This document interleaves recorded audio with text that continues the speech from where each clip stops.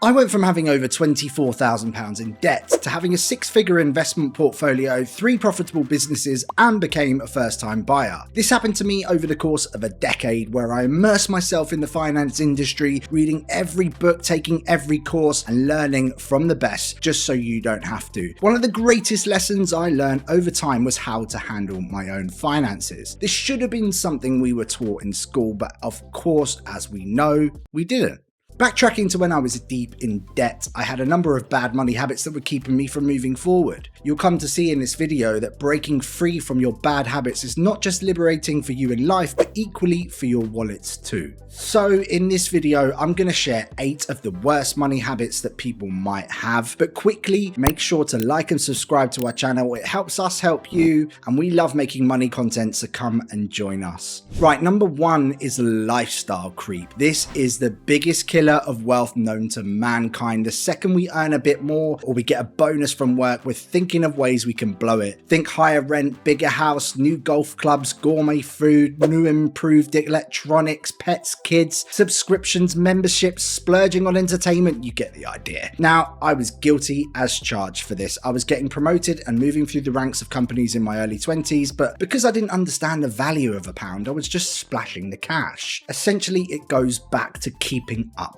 with the Joneses. If my mates were out, I was out. If they had a new Xbox, so did I. Sorry, PlayStation lovers. If there was a new fashion trend, then I was wearing it. What this meant for me was a cycle of lifestyle creep that enslaved me to the system. I then unfortunately used debt to keep up with the lifestyle that I'd created for myself. Now, the key here is to take a step back and look at what you really believe that you need. Most of the things that we buy are fast dopamine hits, and developing delayed gratification can really help you get past this. Now, number 2 is paying yourself last. Paying yourself last means exactly that. You're putting yourself last. All that hard work you're putting in, and the bills are more important than you. Now, I'm not saying that we're not going to pay our bills here. We definitely need to, but allocating portions of your money to yourself first is a habit that's widely used for those gaining financial independence. The concept of paying yourself first was first coined by Robert Kiyosaki in his book Rich Dad, Poor Dad, which, if you haven't read yet, I highly recommend it. It's a wicked book. Essentially, paying yourself last is where you would get paid and then you would pay all your bills and debts first without allocating money to your savings, personal development, and in some cases, investments too. By doing this, what you're doing is you're saying to yourself that everything else is more important than your own financial freedom. Really, it's a mindset more than anything else. Now, a great way of changing your habits here is to set up what's called the 3-bank system. Now, bank number 1, this is for your regular main expenses like your mortgage, your rent, your bills, etc. Bank number 2, this is for your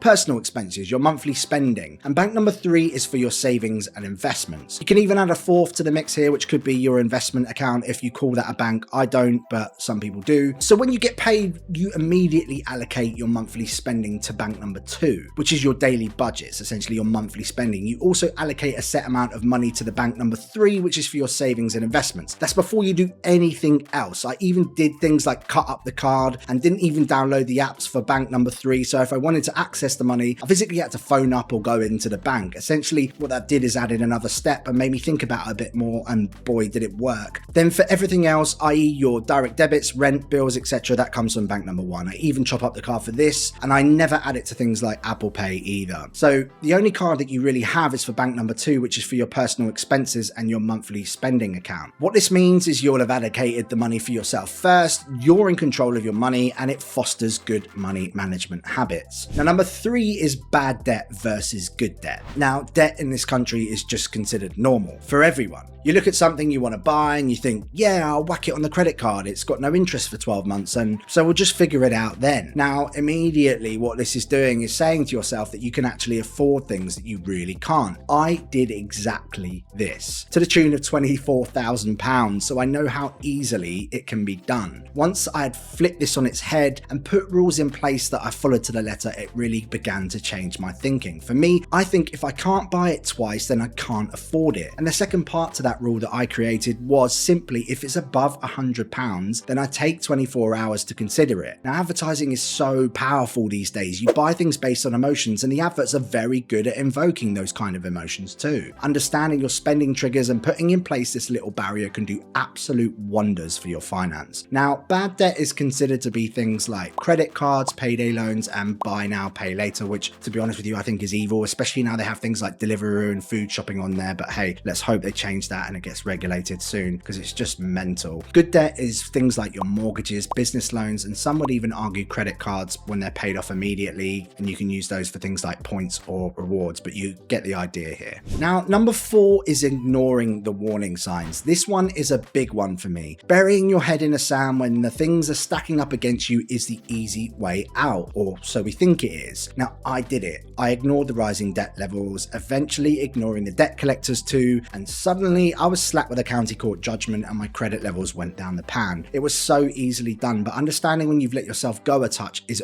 really a powerful thing. If you catch it early and you check yourself before you riggedy wreck yourself, you'll be able to put a lid on it and get yourself back on track. Here are some of the bigger warning signs that you need to have a financial checkup. Difficulty paying bills on time, receiving collection calls or past due notices, living in your overdraft or a line of credit, losing sleep worrying about debt, spending more than your income allows, and not paying credit cards in full each month. Also, impulsive spending due to financial worries. These are all triggers you need a financial checkup. And if that sounds like you, hit the reset button, speak to someone if required, like Citizens Advice or indeed a money coach, and most importantly, make a plan for how you can get yourself back to zero. Now, number 5 is dipping into savings. This one I dealt with for years, and it was only once I started changing tactics that I stopped dipping back into my savings each month. For example, if you put £100 away each month, but really you can only afford 50, halfway through the month, like clockwork, you're going to be running out of money and you'll just be dipping back in and taking that £50 back. A great way of getting over this habit is to lower the amount that you put in each month. So taking that £100 next month, only put £25 away. That's 25%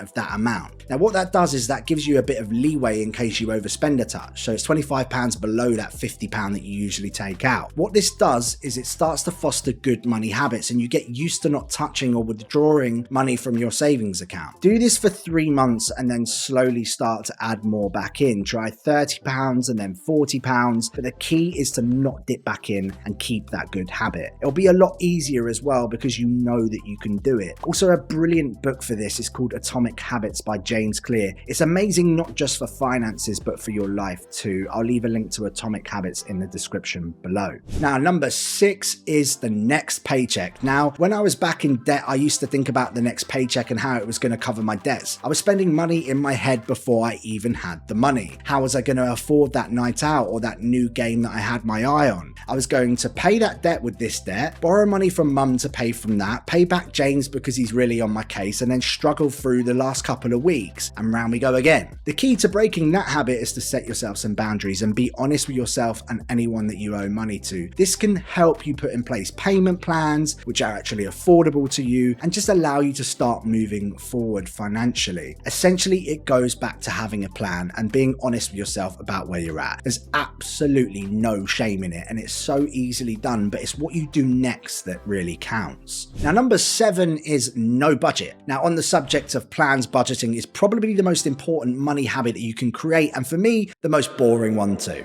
Let's face it, nobody likes budgeting. I certainly don't, and I never will. But once you see the benefits after doing one and having the feeling of knowing exactly what's happening with your money, you do begin to enjoy it just a little bit. Now, 90% of the stress-related illnesses in the UK come from stressing about money, and over 60% of that is due to the unknown. We don't know where our money goes, why we're overspending, and what we can even actually afford to spend, save, or invest. Going through each month without a budget is like wandering through life with a blindfold on. You are always going to bump into things and drop the ball along the way. We've developed an ultimate financial planner, which I use to help me go from debt-free to financially stable in just just 18 months. It has a built-in personal and household budgeting section, debt calculators, financial freedom planning, income trackers, sinking fund sheets, and so much more. And you can grab it today using the code UTG30 for 30% off, and there's a link to it in the description below too. Now, last not but least, and number 8 on the list is no financial goals. Before we go anywhere in life financially, and in fact anywhere really, we need to start with why. Breezing through life with no end goal means we're working for today and not thinking about tomorrow. Honestly, it makes sticking to